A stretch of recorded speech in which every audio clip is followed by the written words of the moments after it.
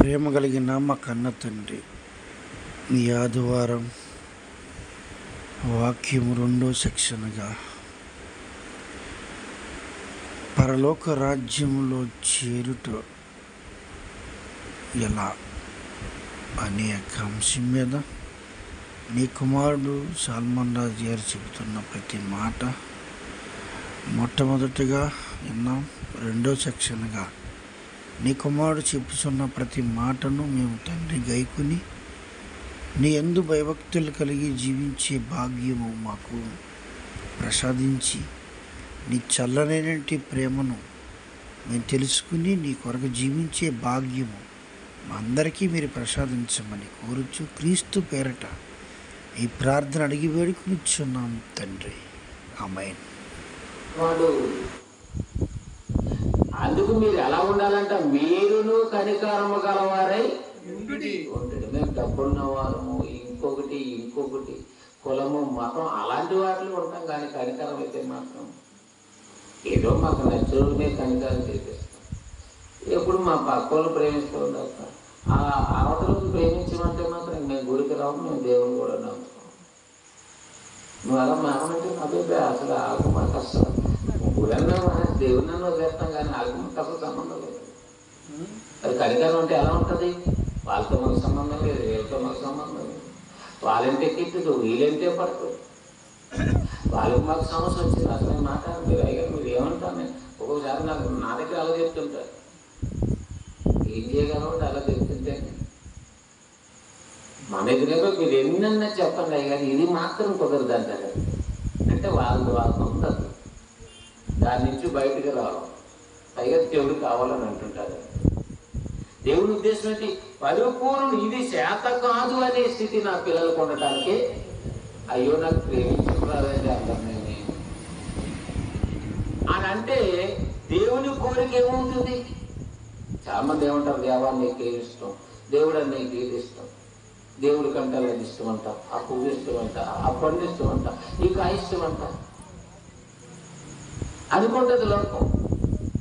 పండు కంటే, పువ్వు కంటే, పదార్థం కంటే, పిండి కంటే, బెల్లం కంటే, కానుక కంటే, జంతువుల కంటే నువ్వు పరిపూర్ణుడిగా ఉండటమే ఇష్టం. ఆయనకి ఇష్టం కాదు, మీరు పరిపూర్ణులుగా ఉండాలి. మీరు పరిపూర్ణులుగా ఉంటే పరలోకమందు ఉన్న తండ్రి కోరిక నెరవేరుతుంది.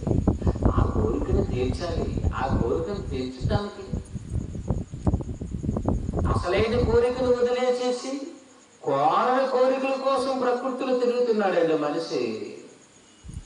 దేవానికి ఏం కావాలి? లోకం ఏదో నప్పేసింది, దేవుడికి అది కావాలి ఇది కావాలి. ఆదివారం అంటే ఇగో దేవుడిని ఇలా చేయాలి అలా చేయాలి, సోమవారం అంటే దేవుడికి అలా చేయాలి ఇలా చేయాలి, వారం మంగళవారం బుధవారం రోజులు కాదురా దేవుడు అంటేని. దేవుడంటే నిజంగా నువ్వు నమ్మితే నీ హృదయమే ఆయనకు అనుకూలంగా మారిపోవాలి. నీలో పరిపూర్ణమైనవన్నీ అంటే దేవుడిలో ఉన్నవన్నీ జరగాలి. దేవునిలో ఉన్నది ఒక గొప్ప ఉన్నతమైన విషయాన్ని యేసు ప్రభువు చెప్పారు. పరలోకమందు ఉన్న తండ్రి ఎవరంటే వాడంట కనికరము కలిగిన వాడు. మీరును కనికరము కలిగినట్టు వారే ఉండండి. మంచిదో చెడ్డదో చెప్పాలి. నేను కనికరం వల్ల ఏమైనా నష్టపోతాం? కనికరిస్తే ఏమైనా లాస్ వస్తుందా? కనికరం వల్ల సంపాదించుకుంటామా పోగొట్టుకుంటామా? విరోధులు కూడా కనికరించామనుకోండి ఎంతో లాభం పొందుతాం. ఒక వ్యక్తి మానవుడు సమస్య మంచిది కాదు అలాంటి అవుతాం మాట్లాడి అక్కడికి నీళ్ళు అడిగితే ఏముంది, నీళ్ళు అడుగుతున్నారా అదేనా కూడి ఇవ్వడానికి రెడీగా చేదందా, ఇది ఎంత అవుతుందో తెలుసా? ఏం మాట్లాడిపోయింది. మనం కూడా అలా ఉంటుంది. ఇది అడిగింది ఏదో చెప్పాం, ఏయో భావాలకి ఎటకారంలోకి వెళ్ళిపోతుంది. మన ఊరు అలాంటిది. మన వాక్యం దేవుని గురించి ఏం అర్థం తెలియలేదు. దేవుని దగ్గరికి వెళ్తున్నా మనకు తెలియదు. వాక్యం దగ్గరికి వెళ్తున్నా, బైబిల్ దగ్గరికి వెళ్తున్నా, గుడికి వెళ్తున్నా, ఏది అదుపులో కంట్రోల్ లేదు. ఎందుకు ఉంచుకున్నాడు ఆయన? నేను యథార్థవంతుడని ఆయన ఏమైనా స్పీడ్ అయిపోయాడా? నీతో ఎందుకు మాట్లాడాలని విరక్తి చెందాడా? కనికరం చూపించాలనుకున్నాడు. ఆమె సమయంలో ఒక ఆమె వస్తుంది, ఒంటరిగా వస్తుంది. ఇక దేవుని యొక్క వాక్యాన్ని బట్టి చూస్తే ఆయనలో కనికరం ఉండడమే కాదు, ఆ కనికరం నీలో కూడా ఉండాలి. ఆ కనికరం యేసులో ఉంది. అందుకైన కనికరపడ్డాడు. అందరూ త్రోవ తప్పిన గొర్రెల వలె ఉన్నారని కనికరపడి అనేక ప్రాంతాలు కాలనడకను వెళ్ళాడండి. ఆయన కాలనడకను వెళ్ళాడు. ఆయన కాళ్ళనడకను వెళ్ళాడు. మనకైతే సైకిల్ లేదండి, బండి లేదండి, ఆటో లేదండి, దేవానా కారు ఇవ్వని అడుగుతాం. ఇచ్చిన కాలుతో నడటం మన శాతం. కాలుతో నడిచి సమాజంలో దేవుని కొరకు మన బ్రతుకు శతక్రియలు చూపించవలసిన దేవుని కుమారుడిగా ఉండవలసిన క్రైస్తవుడు దేవుని గురించి పరిపూర్ణ అవగాహన లేని స్థితిలో ఉన్నాడు. యేసు బోధనలో ఉన్న విషయాలను ఆలోచించేస్తే ఆశ్చర్యం. అంచేతే మనుషులు ఎదుట ఏం చేయాలంట? సత్క్రియలు. ఆ సత్క్రియలను నువ్వు చూపిస్తే పరలోకమందు ఉన్న తండ్రి ఏమైపోతాడంట? అమ్మో వారు నా పిల్లలండి ఎవరు అనుకున్నారు? ఆ మంచి మంచి పనులు చేసేవారు ఎవరు? అది కానీ భూమి మీద ఉన్న ఏబు ఎలాంటి వాడు అనుకున్నావు? దేవునికి మహిమ. ఏబు గురించి చెప్పినప్పుడు దేవునికి మహిమ. మరి నీ పేరు నువ్వు చెప్పుకుంటావు, నువ్వు దేవుని భక్తులు అని. దేవుడికి అవమానం. మరి నీ వల్ల దేవుడికి కూడా అవమానం అంటున్నా సరే అది సిగ్గుండదు. వాక్యాన్ని విని బుద్ధి తెచ్చుకోరు, నేర్చుకోరు అనేది. కానీ మనం పరిపూర్ణంగా ఉండాలని దేవుని ప్రణాళిక. ఇందులో పరిపూర్ణ కనికరములో ఉండాలి. మొదటి పేతురు రాసిన పత్రిక 14వ వచనము, 15వ వచనము, 16వ వచనాన్ని జ్ఞాపకం చేసుకున్నాం. నేను పరిశుద్ధుడినై ఉన్నాను కనుక మీరును పరిశుద్ధులై ఉండుడని వ్రాయబడి ఉన్నది, వ్రాయబడి ఉన్నది, వ్రాయబడి ఉంది, వ్రాసుకున్నాడట. ఎప్పుడో మా నాన్న రాసేది నా కోసం, మా తాత ఎప్పుడూ నాకు రాసేసేదండి అంటాం. అంటే వ్రాయబడి ఉంది అంటే హక్కు ఉంది. ఏమని వ్రాయబడి ఉన్నదని పేతురు గారు అంటున్నాడు, నేను పరిశుద్ధుడినై ఉన్నాను కనుక మీరు ఎలా ఉండాలి, పరిశుద్ధులై ఉండాలి. అంటే అది దేవునికి ఇష్టమా?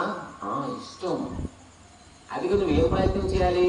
పరిశుద్ధుడిగా ఉండటానికి నేనేం చేయాలి? రోజు పాపిని పాపిని పాపిని పాపిని పాపిని అని గాలి ప్రార్థన, గాలి మాటలు చెప్పే బదులు దేవుని కోరికను తీరిస్తే ఎలా ఉంటుంది? ఆయన ఇష్ట ప్రకారంగా నువ్వు పరిశుద్ధుడిగా, ఆరోగ్యం అంటే ఇష్టమే కదా చాలా మందికి, ఆరోగ్యంగా ఉండటం, ఆరోగ్యంగా తినటం, మంచి వస్త్రాలు వేసుకోవటం అంటే మనకు చాలా ఇష్టం. మరి ఆరోగ్యంగా ఉండటమే నీకు ఇష్టమైతే పరిశుద్ధుడిగా ఉంటే ఎవరికి ఇష్టమో తెలుసా? దేవునికి ఇష్టం. ఎలా ఉండాలి చెప్పండి? పరిశుద్ధుడిగా. పరిశుద్ధుడిగా చూడు. పరిశుద్ధుడిగా ఉంటే నేను ఎలా ఉన్నాను చూడండి. ఈ బ్లాక్ డ్రెస్లో ఎలా ఉన్నదని చెప్పడం కాదు. నల్ల డ్రెస్ వేసుకుంటే ఎలా ఉన్నాను, వైట్ డ్రెస్ వేసుకుంటే ఎలా ఉన్నాను అని డ్రెస్సుల గురించి కాదు. ఇదో కనికరం కలిగి మాట్లాడుతున్నప్పుడు నాకు ఎంత సంతోషం కలుగుతుంది. నిజంగా దేవుడి కనికారం కలిగి ఉండమని చెప్పినందుకు, ఆ కనికారం చూపించినందుకు ఎదుటి వారిలో ఎంతో ఆనందాన్ని చూస్తున్నాను.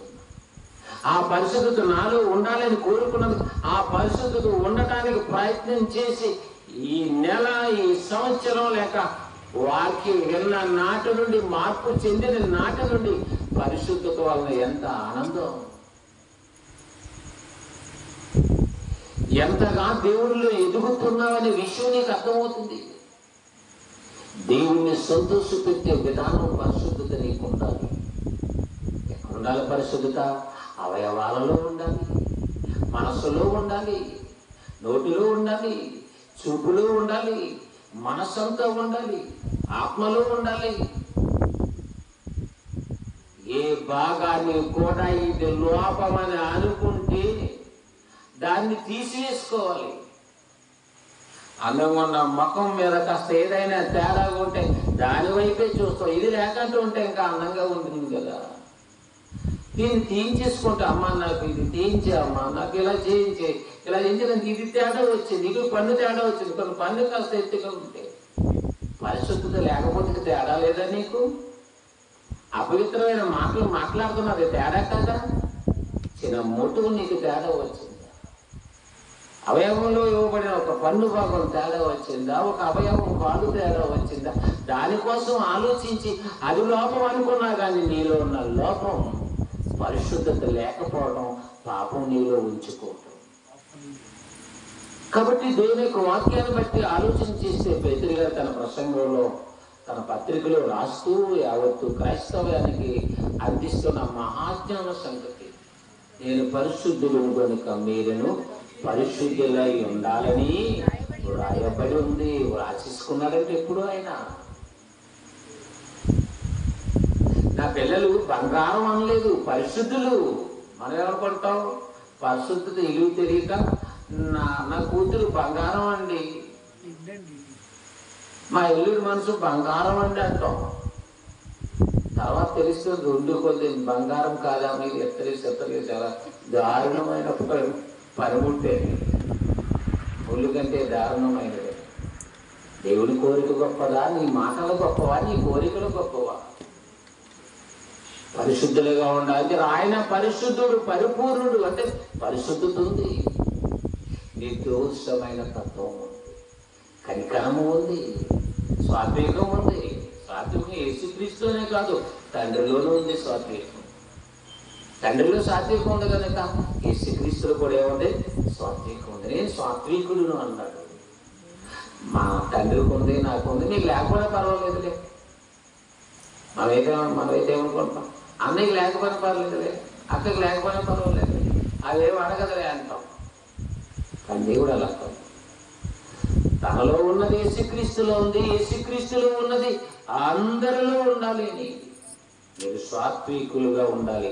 సాత్వికులు ధన్యులు, వారు భూమిలో కానీ స్వతంత్రించుకోవాలంటే భూములను ఆక్రమించాలని కాదు. భూమి అంతా సంపాదించేస్తారు కానీ భూలోకం అంటే. సాత్వికులుగా ఉంటే భూలోకములంటే నీ చుట్టూ ఉన్న సమాజాన్ని ఏం చేస్తావంటే అందరినీ స్వతంత్రించుకుంటావు, అందరినీ సంపాదించుకుంటావు. లేకపోతే ఆ సాత్వికం అనే ఆ మంచి లక్షణం నీలో లేకపోతే అందరినీ పోగొట్టుకుంటావు. అందరినీ గురించి మంచి సాక్ష్యం చెప్పరు. నీ గురించి మంచి సాక్ష్యం లేకపోతే ఇక నీ నుండి దేవుని కొరకు సాక్షేది. అయ్యగారు నేను సాక్ష్యం చెప్తాను, అసలు సాక్ష్యం లేదని సంగతి ఆయనకు తెలియదు.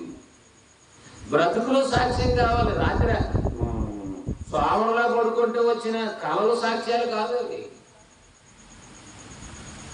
నీ బ్రతుకు సాక్ష్యము, మారిన మనస్సు, మారిన బ్రతుకు, సమరశ్రీ జీవితాన్ని సాక్ష్యంగా చూశారు. వారు మాటల్లో విన్నారు, అవి పశ్చాత్తాపాన్ని చూశారు.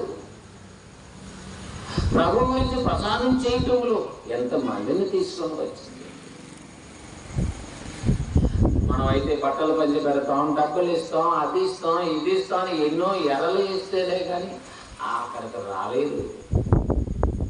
ఆమె మాటలు తృణీకరించిన ఆమె మాటలు విన్నారంటే ఆమెలో ఉన్న పశ్చాత్తాపం మనసును చూశారు. నెక్స్ట్ వచనం, పేతురు పత్రిక ముగిస్తున్నా.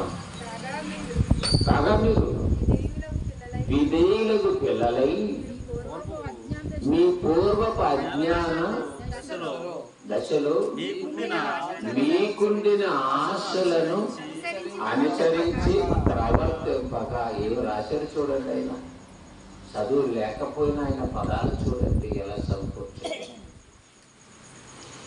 మీకున్న పూర్వపు అజ్ఞాన దశలో ఉన్నటువంటి ఆశలు, దురాశలు అనుసరించి ప్రవర్తించక అంటే అలాగే ప్రవర్తిస్తున్నారు. ఇప్పుడు అలాగనే కదండి, ఎవరు కావాలంటున్నారు అలా ప్రవర్తిస్తున్నారు. ఆ మాటలు మనకి ఏదో నొచ్చుకున్నట్టు గుచ్చుకున్నట్టు ఉన్నట్టుగా ఉన్నా సరే నటించి వెళ్ళిపోవడమే తప్ప విడిచిపెట్టడం లేదు. ఆయన ఏకంగా వలలనే విడిచిపెట్టాడు, భవిష్యత్తునే వదిలేశాడు. పేతురు గారు మనకేం చెబుతున్నాడు? ఆయన సార్వత్రిక సంఘానికి ఏం చెబుతున్నాడు? పూర్వపు అజ్ఞానపు దశలు, దేవుని జ్ఞానం అర్థం కాని స్థితులు, ఈ మహాజ్ఞాన సంగతులు తెలియని స్థితిలో ఉన్న అజ్ఞానమైన బ్రతుకు, అజ్ఞానమైన ఆలోచన స్థితి, ఆ ఆశలున్నవి వాటిని అనుసరించి మీరు ఏం చేయకూడదు, ప్రవర్తించకండి. పిలిచిన వాడు పరిశుద్ధుడై ఉన్న ప్రకారము మీరును సమస్త ప్రవర్తన యందు. ఇదండి ఈ మాట. మరి మీకు చిన్న మాటగా అనుకోకండి. ఏం కోరుకుంటున్నాడో చూడండి. మిమ్మల్ని పిలిచిన వాడు,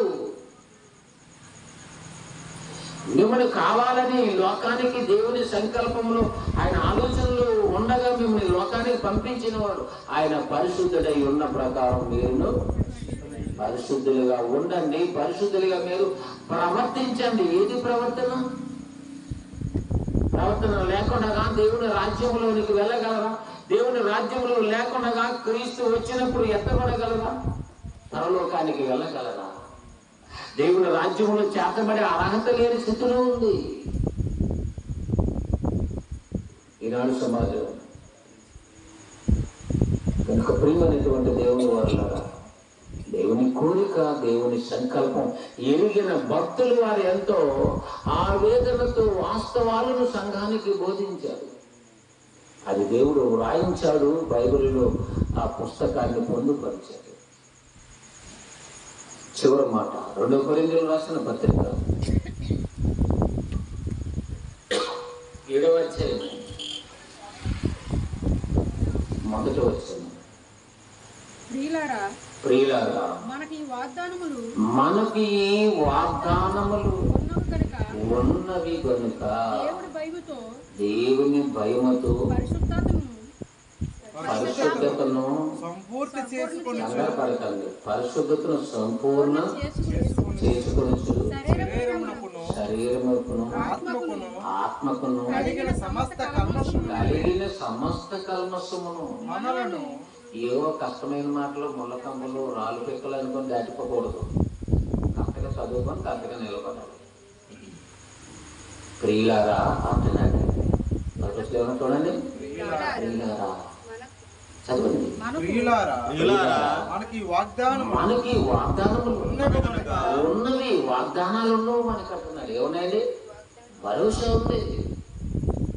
భూమి పథకాలు కాదు, భూమి మీద ఇచ్చిన పథకాలు మాత్రం అందులో అన్ని మోసాలు.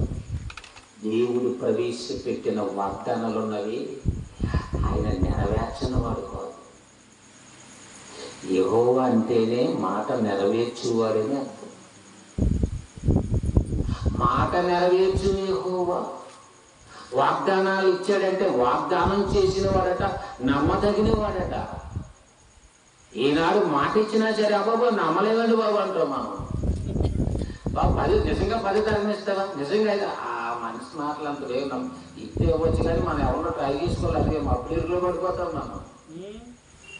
అలా ఎన్నోసార్లు అబద్ధాలు అరేసిందండి. ఇక నీ మీదే పెట్టుకో మేము ఎసరెట్టుకుంటున్నాము అని వెళ్ళిపోతారైతే, కానీ ఆవిడ పెట్టుకోరు. ఏం చేత? నీ మాటలు యథార్థమైనవి కావని, నెరవేర్చవని తెలుసు. చిన్న మనుషుల మాటలు నమ్మకమైనవి కావు. పౌలు గారు కొరింథీ సంఘానికి రాస్తూ ఈ వాగ్దానములు మనకైనా వాగ్దానాలు చేశాడు ఆయన. ప్రియులారా, దేవుడికి ఇష్టమైనట్టు వారు కదా దేవుడు కావాలనుకుంటున్నారు కదా. ఈ మాట వింటున్నప్పుడు కొరింథీ సంఘాల్లో ఉన్న వారికి ఏంటి మనకు వచ్చే పథకాలు ఏంటి? ఆత్మీయంగా ఉన్నవారైతే కంగారు పడతారు. శరీరానుసారంగా ఉన్నవారైతే, పేరుకే వచ్చేవారైతే అలా వింటారు, వెళ్ళిపోతారు. వాగ్దానాలు ఆయన చేశారు. అవి మనకున్నవి కనుక ఆ ఉన్న వాగ్దానాలు పొందుకోవాలంటే అర్హత ఉండాలని చెప్తున్నాడు కిందని. ప్రభుత్వ పథకాలు అందుకోవడానికి అర్హతలు అవసరం. నీకు ఈ నెంబర్ ఉందా, నీకు అది ఉందా, ఈ కార్డు ఉందా, ఆ సీట్ ఉందా, ఇది ఉందా, ఏ ఊరు, ఏ ప్రాంతం, ఏ రాష్ట్రం, అన్ని డీటెయిల్స్ ఉంటాయి. ఆ కాలమ్స్లో అన్నీ పూర్తి చేయాలి. ఏ ఒక్కటి డేట్ ఆఫ్ బర్త్ తేడా వచ్చినా పక్కకు పెట్టడమే ఆపోజిషన్. అవునండి, ఇది ఒకటే తేడా వచ్చిందంటే ఇక్కడ ఏదో నెంబర్ మార్చి తారుమారు చేయొచ్చు. కానీ ఆత్మ సంబంధమైన దేవుని దగ్గర మాత్రం ఎవరు తారుమారు చెయ్యలేరు, కుదరదని ఇప్పుడే ముందుగా తెలుసుకోవాలి. ఇప్పుడు తెలుసుకోవాలంటే అన్నీ మాకు అర్థమైపోతున్నాయి. ఇంత ఎప్పటి నుంచి ఎంతనని అంటాం, కానీ అర్థమైపోయినట్టు వారు అర్థమైనట్టు నడుచుకోరు. అంతే కదండి. తెలుగు స్టేజ్ లాస్ట్ టైం ఉంటారు. ఇక మీదట ఇప్పుడు వరకనే ఇక మీదట అలాగని ఇలాగని విడిపోతాం అన్న నచ్చలేదు, కుదరదంటే కుదరదు. ఎందుకంటే ఇప్పుడు ప్రమాణాలు, ఇప్పుడు వాగ్దానాలు ఇవన్నీ జరిగిపోతున్నాయి. మరణం తప్ప మరెవరు మిమ్మల్ని తీసుకోవద్దు కాబట్టి అలాగే తీసుకోవటం. ఎవరు నచ్చిన వాళ్ళు అలాగే నిర్దేశిస్తున్నారు. ఎవరు నచ్చకపోతే అలాగే వదలకూడేస్తున్నారు. అంటే ఎంత చీప్ అయిపోయిందో చూడండి వివాహ బంధం. మరి దేవుడితో బంధం అది ఇంకా లెక్కలేదు. ఎలా చెప్తారంటే అసలు అర్థం కావో లేకపోతే బాధకరమైన మాటలు అనుకుంటున్నారు. వాస్తవాలు బాధకరం కాదండి, ప్రేమకరం, ప్రేమతో చెప్పబడిన మాటలు కనుక. ఈ వాగ్దానాలు ఉన్నవు కనుక ఏమంటున్నాడైనా, దేవుని భయముతో మీరేం చేయాలి? పరిశుద్ధతను సంపూర్తి చేయండి. కాంసంలో సంపూర్తిగా తినడం కాదు. ఎన్ని ఆగ్రహం బాగా సంపూర్తి చేసి మొత్తం తినే అంటాం. ఇది అలాగా శుభ్రం చేసేస్తాం నువ్వు. మళ్ళీ అరగకపోతే ఉన్నది కొండలు కూడా ఖాళీ చేస్తావు. బాగుంటే నువ్వు శుభ్రం చేయవలసింది ఏంటి? ఇంట్లో పెట్టిన స్వీట్ బాక్స్ కాదు. ఒకటి లెక్కలు దొంగలకి అని చేస్తే ఏం చూస్తే అదే కనపడచ్చు. ఏమో తప్ప ఏముంటాయి స్వీట్ ఉండదు. అది ఎక్కడెక్కడ ఉంటే సేవ చేస్తాయి. ఎవరంటే అయితే సంపూర్తి చేస్తా, చెప్పినా చెప్పకపోయినా మనిషికి అలవాటు అయిపోయింది. కానీ దేవుడు సంపూర్ణత చేయవలసింది ఏంటో చెప్తున్నాడు. పరిశుద్ధతను ఏం చేయాలి? పరిశుద్ధతను సంపూర్తి చేసుకొని. ఎందుకు పరిశుద్ధతను సంపూర్ణ చేసుకోవాలంట? శరీరమునకును ఆత్మకును. ఇది ఆత్మ కూడా కల్మషమా? ఆత్మ కూడా కల్మషమా? ఏమిటి ఆ ఊరి నుంచి వచ్చిన పిల్ల ఇక్కడ ఏం చేసిందంట? మన ఊరు కాదంట. మన ఊరు కాకపోయినా అక్కడి నుంచి వచ్చినాం. ఆవిడ ఆడపిల్ల, అతను మగ పిల్లవాడే.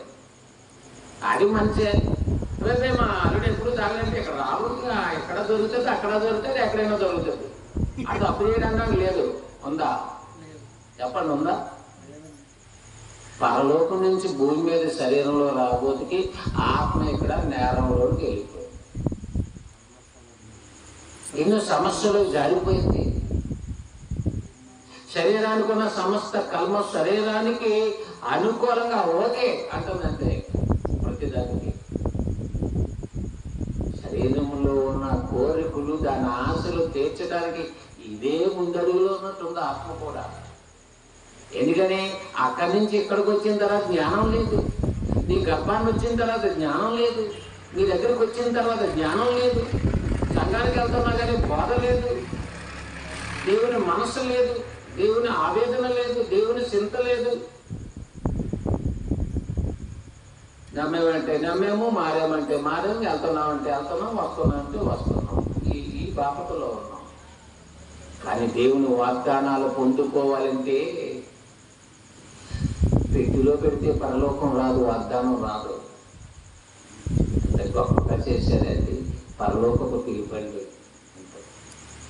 ఇది పరిశుద్ధి లేకపోయినా ఈ క్వాలిటీలన్నీ నీకేం తెలియదు.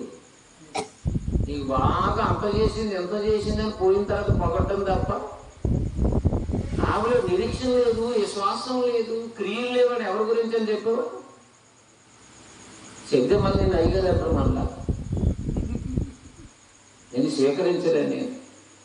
నువ్వు భూమి మీద ఎలా బ్రతికినా సరే చనిపోతారా శ్రీ శ్రీ శ్రీ శ్రీ అని పెద్ద గౌరవంగా మాట్లాడారంట. చాలా గొప్ప. ఏం చెప్తారంటే మ్యాటర్ ఏముండదు, చచ్చిపోగానే మంచోళ్ళు అయిపోతారు అంతే. పోతే అందరూ మంచోళ్ళు అయిపోతారంట. ఎక్కడ మంచోళ్ళు అయిపోతారు నీ దగ్గర? మా చెడ్డ మంచోళ్ళు. దేవుడు ఎవరు చెడ్డవారు, ఎవరు ఎలాంటి వారు, ప్రతి వారిని పరిశోధనగా అన్ని ఎంక్వైరీ చేసే సామర్థ్యం ఎవరికి ఉంది? దేవుడు. మనకి వాగ్దానాలు ఉండవు కనుక దేవుని భయముతో. ఎవరి భయంతో? దేవుని భయంతో ఉంటే ఉండేది. అయ్యగారు అయితే అయ్యగారు అలాంటి కదా, ఇది అలాంటి కదా. భయం ఉందా ఎవరికైనా? భయం ఉందా? దేవుని భయం ఉందా? భక్తుల భయం ఉందా? విశ్వాసుల భయం ఉందా? భయం లేదు. అంటే ఎవరికి గురి లేదు, ఎవరికి నిరీక్షణ లేదు. కానీ కొరింథీ సంఘంలో ఉన్న వారిలో ఉన్న ఎగుడుదిగులను బట్టి వారి సరైన ట్రీట్మెంట్తో కూడిన వాక్యం ఇస్తున్నారు. అయ్యో వాక్యం చెప్పేశారు. ఎప్పుడూ పౌలు గారు చెప్పిన వాక్యం కొరింథీ పట్టణానికి రాయబడిన పత్రికలో మాటలు చెప్తాను. నేను చెప్తే ఎలా ఉన్నదంటే ఆయన చెప్తే ఇంకెలా ఉంటుందో తెలుసు. చదవండి.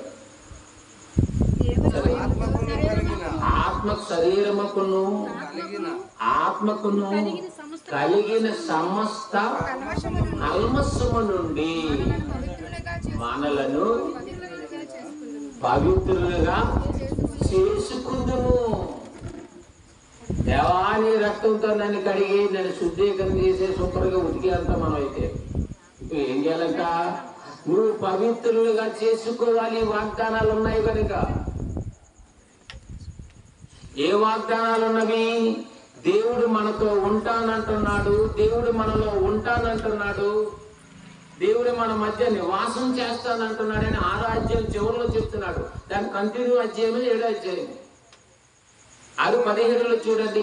అదే పై వచనంలో 7వ అధ్యాయంలోనే నేను వారిలో నివసించును 17వ వచనం.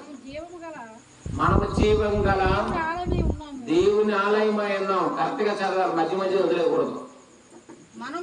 అదే జీవము గల ఇది కూడా కలజోడు ఎట్టుకోవాలి.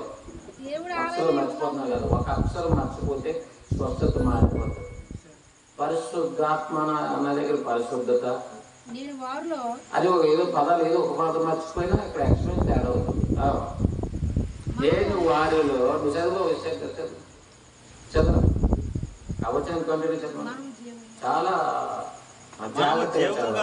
మనము జీవం గల దేవుని ఆలయమై ఉన్నాము. దేవుని ఆలయమై ఉన్నామట. మనం జీవం గల దేవునికి ఆలయమట. మరి ఆలయం కదా అది? మన కట్టిన గుడిసి దేవుని ఆలయం కదా? కాదు. 2-3 వారాల నుంచి మన ప్రసంగాలు వింటున్నాం. దేవుడి విశ్రాంతి స్థలం ఏది? దేవుడు ఎక్కడ ఉండాలనుకుంటున్నాడు?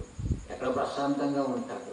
పరలోకంలోనే ప్రశాంతత లేదు, భూమి మీద ప్రశాంతం లేదు. నీతిమంతులు నెమ్మది పొందే స్థలాన్ని కూడా ఆయన వెళ్ళడు. అయినా సరే మరి ఆయన ఎక్కడ విశ్రాంతిస్తాడు? దావీదు కాలంలో దేవుని ఆలయాన్ని కట్టాలనుకున్నాడు, సొలొమోను కట్టాడు.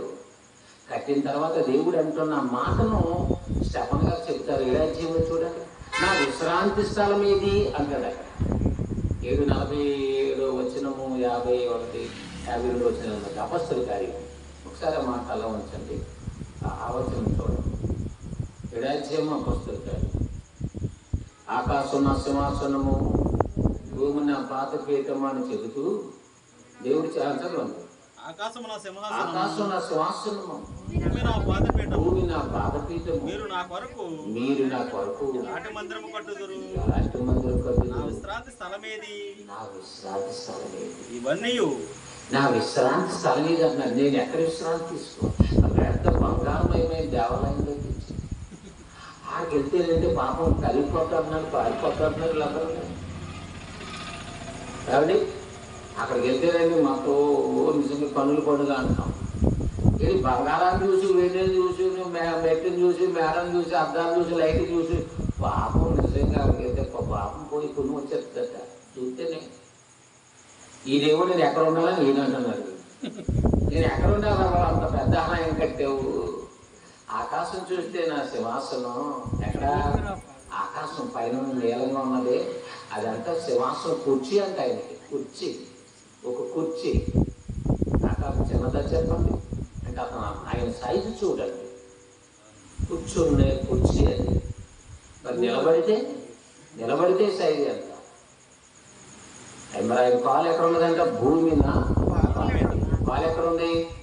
భూమి మీద ఉంది. ఎన్ని కాళ్ళు ఉన్నాయి? 2 కాళ్ళు. ఒక్కాలే భూమి మీద పెట్టుకోండి. ప్లేస్ లేదు. సొలొమోను గారు పెద్ద దేవాలయం కట్టించాడు. ఏదేంటంటే మన సాల్మన్ దగ్గర పెద్ద ఆలయం ఎగరని కొడుతుంది. అమ్మ చిన్న ఆలయం. ఆడికి వెళ్తే ఇంకా మన జనం తరించిపోతారు. ఏదో ఇలాంటి ఒట్టి మాటలు మాట్లాడారు. ఎక్కడ నేర్చుకున్నారు దాని మాట్లాడి దేవుడు అంటాడు, నా విశ్రాంతి స్థలం ఏది? నా యొక్క విశ్రాంతి స్థలం ఇది. అయితే నేను 6 అడుగులు కాదు కదా. నా ఆకారం ఎంత? ఆకాశ మహాకాశములు పట్టజాలనంత సైజు. పొడుకున్నవాడు మాకు కొంచెం ఉందని వెళ్ళిపోమంటాం. మా ఇల్లు కంటే ఆ గర్భ తగిలేసినట్టు ఉందని రా బాబు అంటాం. అంతే కదండి. నువ్వు దూరటానికి నీ ఇల్లు పక్కలేని గడపే కొంచెం హైట్ తక్కువ ఉంటుంది. మరి సొలొమోను కట్టింది కానీ దేవుడు నిర్మించిన ఈశ్వరుడు కానీ ఏమీ లేదని. కానీ మరి ఎక్కడ ఉంటాడండి? ఎక్కడ అంటున్నాడైనా? నా విశ్రాంతి స్థలమే. నేను విశ్రాంతి తీసుకోవాలి కదా, ఈ ఆలోని కదా అనుకుంటాం. కాబట్టి చూడండి, దేవునికి వాక్యం ప్రకారం చూస్తే నా విశ్రాంతి స్థలం ఏదని అడుగుతున్నాడంటే ఎక్కడ చూపించగలం? ఏమనుకుంటాం? ఇదేనండి నా ప్రార్థన కదా, ఇది దేవుడి కదండి. అయ్యగారు ఇది దేవుడి కదండి. ఏం కదంట? నువ్వు ప్రార్థన చేసుకో, పర్లేదు. నువ్వు ప్రార్థన చేసుకుంటే గదంటే సరిపో. దేవుడు కదంటే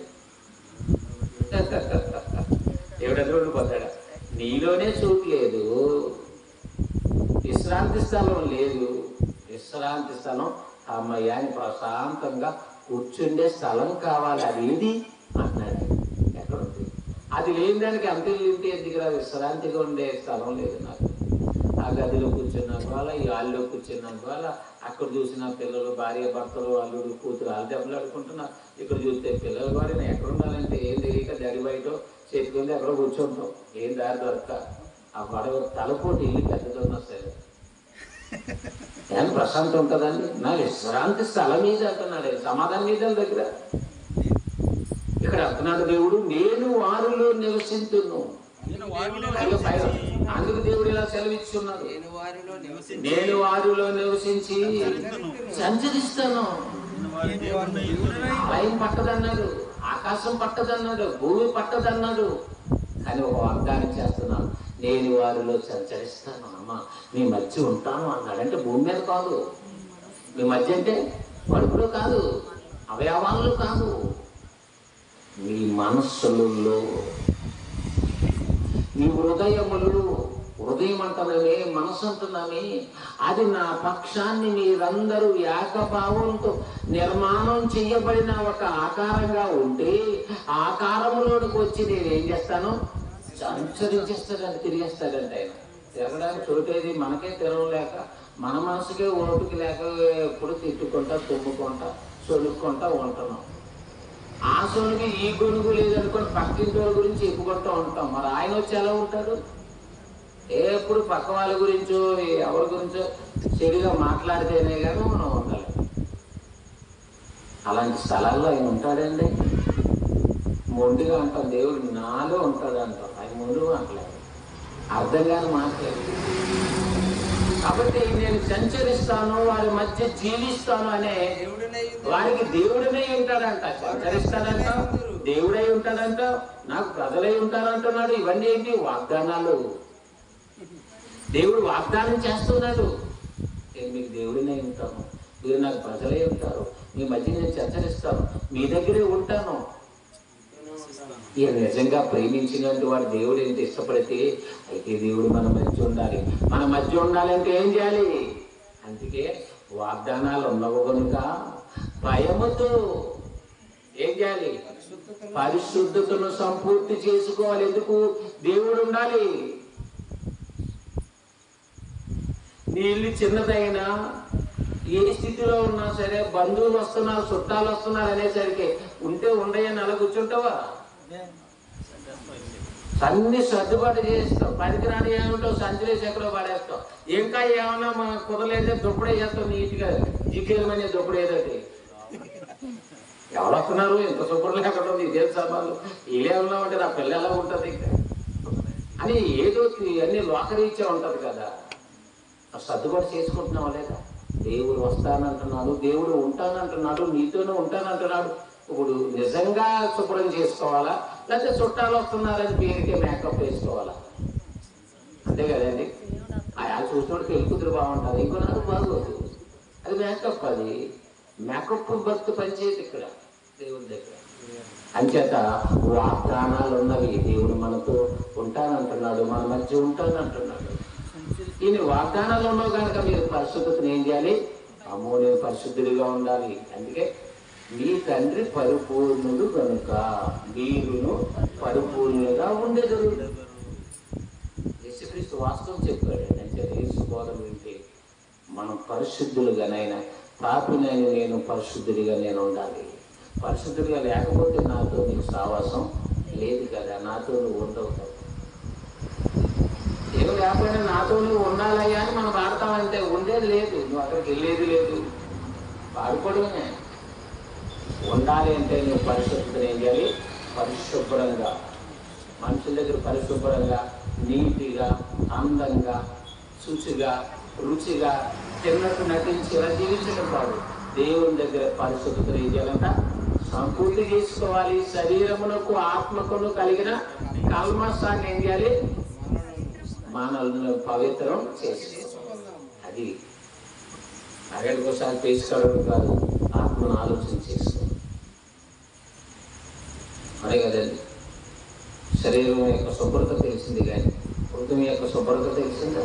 అది దేవుడు చూస్తున్నాడు. అదే మా మొక్కం నీటిగా ఉంది. కొంతమంది అనకంటేనే శుభ్రంగా ఉండే, ఎప్పుడు నీట్గానే ఉంటాం. ఆత్మ పోతే పని, శరీరం అయితే నీటిగా కనిపిస్తుంది కదా.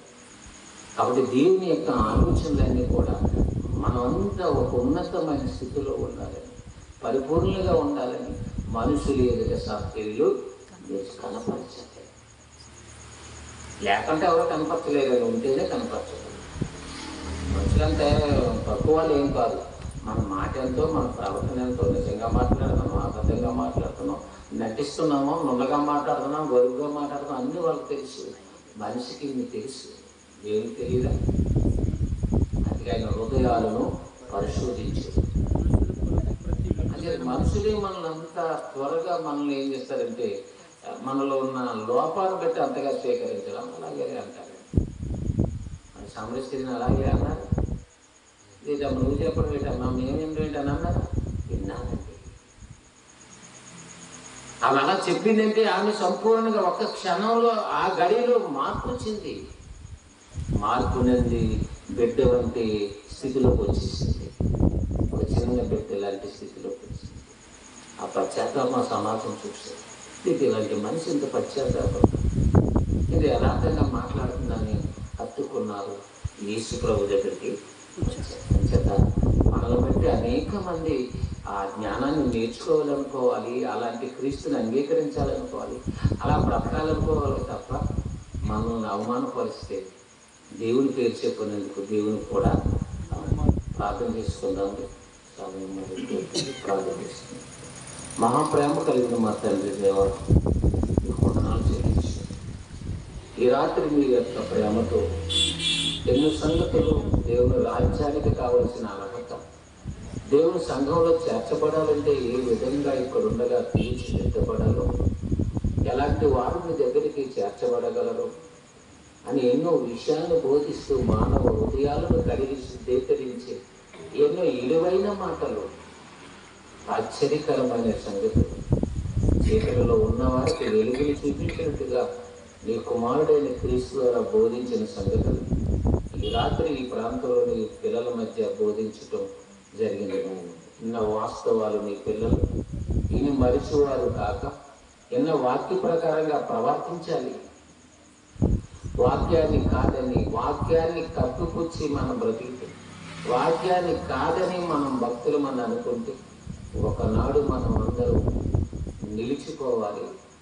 అక్రమం చేయు వాళ్ళ పొందని లిస్టులో ఉండిపోతామని సంగతి నీ పిల్లలైనట్టు వారందరూ గ్రహించి భయముతోనూ దేవుని పరిశుద్ధతను అది సంపూర్తిగా నిజంగా కల్మషం లేనిదిగా ఉన్నట్లుగా పరిశుద్ధులు అవ్వటానికి వాక్యాన్ని బట్టి నడుచుకునే భాగ్యము అందరికి అనుగ్రహించండి. క్షేమకరమైన ఆత్మ సంబంధమైనటువంటి జీవితం కలిగి ఉండటానికి నీ కృపను తోడుగా ఉంచమని ప్రార్థిస్తుంది. ఈ చుట్టుపక్కల ప్రతి గృహాన్ని, గ్రామాన్ని నీ కృప చేత కనికరించండి. నీ జ్ఞానాన్ని మీరు ఇస్తున్నారు, ప్రకటింపు చేస్తున్నారు. వాస్తవాలను బట్టి మీరు ఒకనాటి తీర్పు మీరు నిర్ణయం చేశారు. దాని ప్రకారంగా నీ తీర్మానం ఉంటుంది. అంచేత ప్రతి ఒక్కరూ పేరుకు మాత్రం కాక యథార్థంగా నీ అందు నిలిచి ఉండటానికి నీ సహాయం దయచేయమని మా ప్రభువుని మీ యొక్క ప్రియకుమారుడు యేసుక్రీస్తు వారు పేరట ఈ ప్రార్థన సమర్పించుకుంటున్నాం మా తండ్రి. ఆమేన్.